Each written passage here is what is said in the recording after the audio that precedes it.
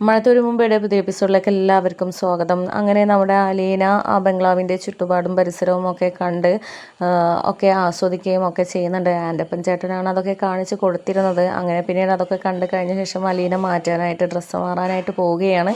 പിന്നീട് ഡ്രസ്സ് മാറിക്കഴിഞ്ഞിട്ട് തിരിച്ചു വരികയാണ്. അങ്ങനെ അലീനയ്ക്ക് കിച്ചണിലോട്ട് പോകാനൊക്കെ ഇങ്ങനെ കൊതിയാവുകയാണ്. കാരണം അലീനയ്ക്ക് വെറുതെ ഇരുന്ന് ശീലമില്ല. എന്തെങ്കിലുമൊക്കെ പാചകം ചെയ്തിട്ട് എല്ലാവരുടെയും വയറ് നിറയ്ക്കുക എന്നുള്ള ഉദ്ദേശമാണല്ലോ അലീനയ്ക്ക് ഉണ്ടായിരുന്നത്. അതുകൊണ്ട് തന്നെ കിച്ചൺ എവിടെയാണ് എന്നുള്ളത് അറിയാനായിട്ടുള്ള ആകാംക്ഷയാണ്. അങ്ങനെ നേരെ ആ കിച്ചണും അന്വേഷിച്ചിട്ടാണ് അലീന പോകുന്നത്. അങ്ങനെ കിച്ചണിലേക്ക് എത്തുന്ന സമയത്ത് പൗലോസ് അവിടെ ജോലികൾ ചെയ്തുകൊണ്ടിരിക്കുകയാണ്. അങ്ങനെ പൗലോസേട്ടാ എന്നൊക്കെ വിളിക്കുന്നുണ്ട്. അപ്പം ആ കുഞ്ഞെന്തിനാ ഇങ്ങോട്ട് വന്നത്, എന്തെങ്കിലും ആവശ്യമുണ്ടോ? നമ്മുടെ കേണൽ സാറ് കാണണ്ട കേട്ടോ, കാരണം മോൾക്കുള്ള കാര്യങ്ങളൊക്കെ ചെയ്ത് കൊടുക്കണമെന്നാണ് പറഞ്ഞിട്ടുള്ളത് എന്നൊക്കെ പറയുമ്പോൾ എന്തൊക്കെയാണ് എനിക്ക് വേണ്ടി ചെയ്ത് തരാൻ പറഞ്ഞിട്ടുള്ളത് എന്നൊക്കെ ചോദിക്കുകയാണ്. അപ്പോൾ ഫുഡിൻ്റെ കാര്യങ്ങളാണ് ഞാൻ നോക്കാറുള്ളത്, അപ്പം അതിൻ്റെ പണിയിലാണ് കുഞ്ഞ് എന്നൊക്കെ പറയുകയാണ്. പിന്നെ മോളുടെ സാറിനെ കൃത്യസമയത്ത് തന്നെ കാര്യങ്ങൾ നടന്നിട്ടില്ലെങ്കിൽ വേറൊരു മുഖം കാണേണ്ടി വരും. കാരണം ഇവിടെ ചിട്ടകളും വട്ടങ്ങളൊക്കെ ഉണ്ട്. ആ ചിട്ടകൾക്കനുസരിച്ച് വേണം പ്രവർത്തിക്കാൻ.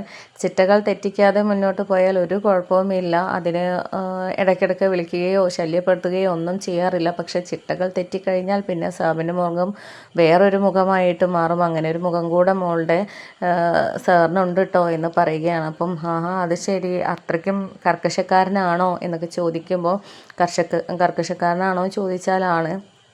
കാരണം എല്ലാം കൃത്യമായിട്ട് ടേബിളിൽ എത്തണം.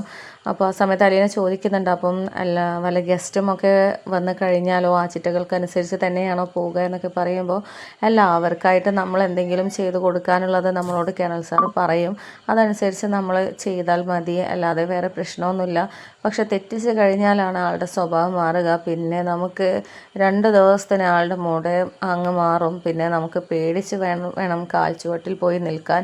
അത്രയ്ക്കും ഒരു സ്വഭാവമാണ് ആ സമയത്തുണ്ടാവുക എന്നൊക്കെ പറയുന്നുണ്ട്. എന്നിട്ട് പറയുന്നുണ്ട് ആൾ പാവാണ്, നമ്മൾ അതൊക്കെ കണ്ടറിഞ്ഞ് നിന്ന് കഴിഞ്ഞാൽ പാവം ആളാണ് എന്നൊക്കെ പറയുകയാണ് പൗലോസ്. അപ്പോൾ ഇതൊക്കെ കേട്ടപ്പോൾ അലീനയ്ക്ക് ടെൻഷനാവുന്നുണ്ട്. ഇത് എന്തൊരു സ്ഥലമാണ്, എന്തൊരു ആളുകളാണ്. എനിക്ക് ഈ ചിട്ടകളും വട്ടകളും അങ്ങനെ ഒന്നും നോക്കി നിൽക്കാനൊന്നും കഴിയത്തില്ല. എൻ്റെ അച്ഛനൊരു പാവമായിരുന്നു. എൻ്റെ അച്ഛൻ്റെ പോലെ ഫ്രീ ആയിട്ട് നിൽക്കുന്ന ഒരാളെ കിട്ടാൻ ഭാഗ്യം തന്നെ ചെയ്യണം. ഇനിയിപ്പോൾ എന്താണ് ഇവിടെ, എങ്ങനെയാണ് ഞാനിവിടെ നിൽക്കുക എന്നുള്ള ആ ഒരു ചിന്തയൊക്കെ അലീനയുടെ മനസ്സിലോട്ട് ഇങ്ങനെ വരികയാണ്.